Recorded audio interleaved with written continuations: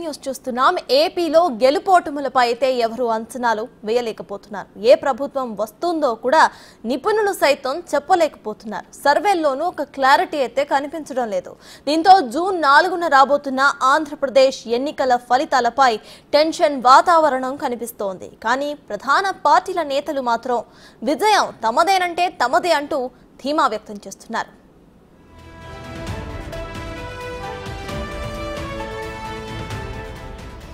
AP గడ్డపై మరోసారి YCP record break చేస్తుందని జగన్ చాలా కాన్ఫిడెంట్ గానే కనిపిస్తున్నారు. విజయవాడ ఐపాక్ టీంతో ముచ్చటించిన సీఎం ఈసారి ఏపీలో వచ్చే ఫలితాలను చూసి దేశమే షాక్ అవుతుందని చెప్పుకొచ్చారు. ఈ 5 ఏళ్లకు మించిన గొప్ప పాలనను అందించబోతున్నామని తెలిపారు. I promise that this results would ensure that the whole country would stand up and look towards Andhra Pradesh.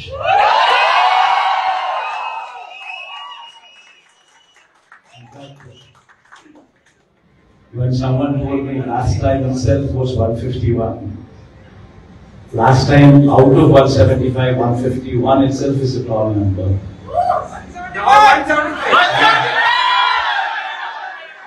When someone told me 22 out of 25 itself is a tall number. This time, we're going to beat that record. We will surpass 151, we will surpass 250.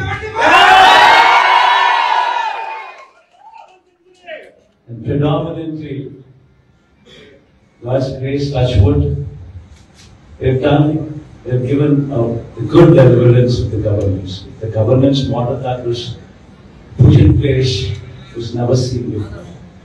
And while I could do all that, nevertheless, 1.5 years of your effort. అటు బొత్స సత్యనారాయణ అయితే మరో ముందడుగు వేసి ప్రమాణ స్వీకారానికి date place కూడా fix చేసేశారు. June 9న విశాఖలోనే Jagan ముఖ్యమంత్రిగా ప్రమాణ స్వీకారం చేస్తారని జోస్యం పలికారు. ఉదయాల్లో పూలు కట్టుకుని రేపు ఇలాంటి వ్యక్తి కనీ విని చూడని విధంగా రేపు రాబోతుంది విజయం. ఏదైతే మా టార్గెట్ 175, 170 ఉందో దాని దగ్గరలోనే విజయం రాబోతుంది. టెంటేటివ్గా జూన్ 9వ తేదీ నాడు విశాఖపట్నంలో అంగరంగ వైభవంగా అక్కడ ప్రమాణ స్వీకారం మహోత్సవం. ఏపీలో కూటమి అధికారంలోకి రాబోతోందని టీడీపీ పాలిట్ బ్యూరో సభ్యుడు సోమిరెడ్డి చంద్రమోహన్ రెడ్డి ధీమా వ్యక్తం చేశారు. వైసీపీ నేతలు కంట్రోల్లో ఉండాలని, ఓ చెంప మీద కొడితే రెండో చెంప చూపడానికే తామేమీ గాంధీ మహాత్ములం కాదని సోమిరెడ్డి హెచ్చరించారు.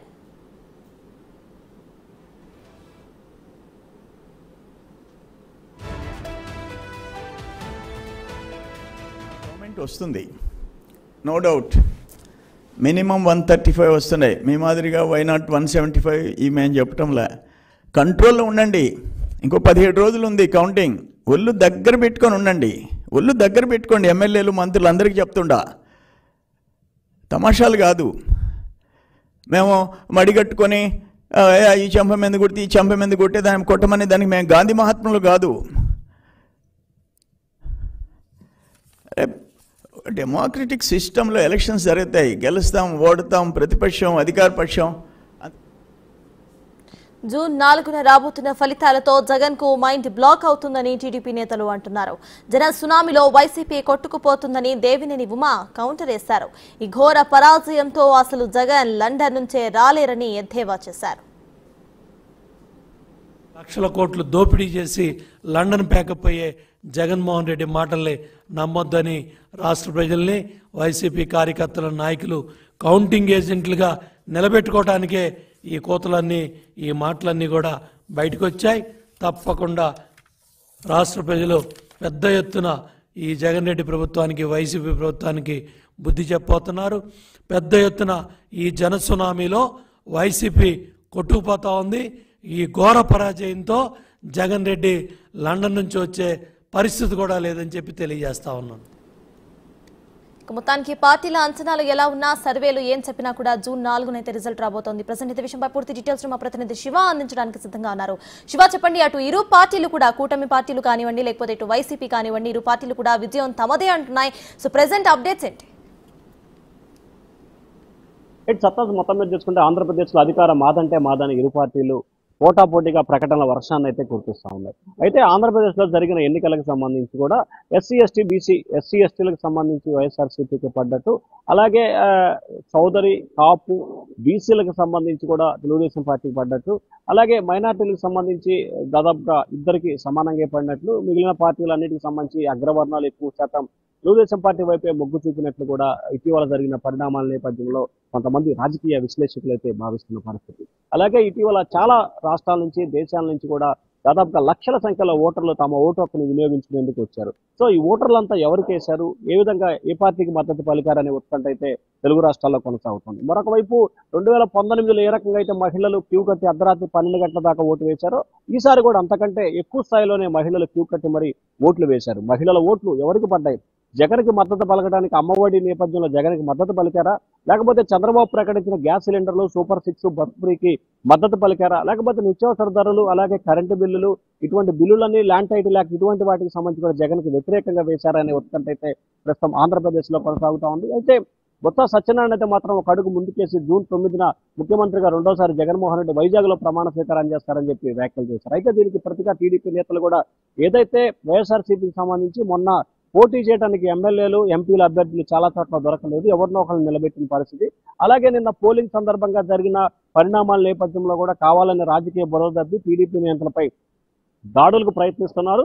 రేపు జరగబోయే కౌంటింగ్ సంబంధించి వైఎస్ఆర్సీపీ తరఫున కూర్చోవడానికి ఏజెంట్లు కూడా లేరు. ఏజెంట్లను కాపాడుకోవడంతో పాటుగా ముఖ్యమంత్రి జగన్మోహన్ రెడ్డి విజేతాల నుంచి తిరిగి వచ్చే వరకు కూడా పార్టీకి ఒక రకమైన క్రెడిబిలిటీ తీసుకొచ్చే ప్రయత్నంలో భాగంగా ఇటువంటి ప్రయత్నాలు చేస్తున్నారని చెప్పి కూడా టీడీపీ నేత ఆరోపిస్తున్నారు. మరొక వైపు 2019 ఎన్నికల తర్వాత జగన్మోహన్ రెడ్డి ఐపాక్ బృందాన్ని ఏ విధంగా అయితే హైదరాబాద్ లో కలిశారో, తాజాగా 24లో కూడా ఎన్నికల తర్వాత ఐపాక్ బృందంతో కలిసి మనం భారీ సీట్ల ఆధిక్యంతో మరొకసారి గెలవబోతున్నాం, 2029 ఎన్నికల కోసం ఇప్పటి నుంచే సిద్ధం అవుదామని చెప్పి కూడా వారికి దిశానిర్దేశం చేసిన పరిస్థితి అయితే స్పష్టంగా కనిపిస్తుంది. సో సర్వేలు ఏ విధంగా ఉన్నా, ప్రకటనలు ఏ విధంగా ఉన్నా, ఓటింగ్ శాతం ఏ రకంగా ఉన్నా కానీ ఎవరికోరు తమదే గెలుపు, తమదే విజయం అని చెప్పి కూడా ఘంటాపదంగా చెప్తా ఉన్నారు. ఎవరు గెలుస్తారు, ఎవరు ఓడిపోతారు, ఎవరి పరిస్థితి ఏంటనేది జూన్ 4 వరకు వేచి ఉన్న పరిస్థితి కనిపిస్తా ఉంది. మరి చూడాలి ఆంధ్రప్రదేశ్ రాజకీయాలు ఎవరి వైపు మొగ్గు చూపుతాయి, ఏ రకమైన పరిణామాలు దారిచేస్తుందని చెప్పి కూడా. అలాగే 81.86% పోలింగ్ శాతం నమోదాన్ని మొత్తం 8186 మొత్తం కూడితే 23 వస్తుందని చెప్పి, 23 తమకు లక్కీ నెంబర్ అని చెప్పి కూడా ఇటు వైఎస్ఆర్సీపీ నేతలు వ్యాఖ్యానిస్తున్న పరిస్థితి కూడా చూడాలి. మరి ఏం జరగబోతుందో ఆంధ్రప్రదేశ్ రాజకీయ ముఖ చిత్రం జూన్ 4వ తేదీన మారబోతుంది. మొత్తానికి మరొకసారి ముఖ్యమంత్రి జగన్మోహన్ రెడ్డి అవుతారా, లేకపోతే తిరిగి చంద్రబాబు ఇంకోసారి ముఖ్యమంత్రి అవకాశాలు కనిపిస్తాయి ఏంటనే ఉత్కంఠ అయితే కొనసాగుతా ఉంది. Right, thank you Shiva.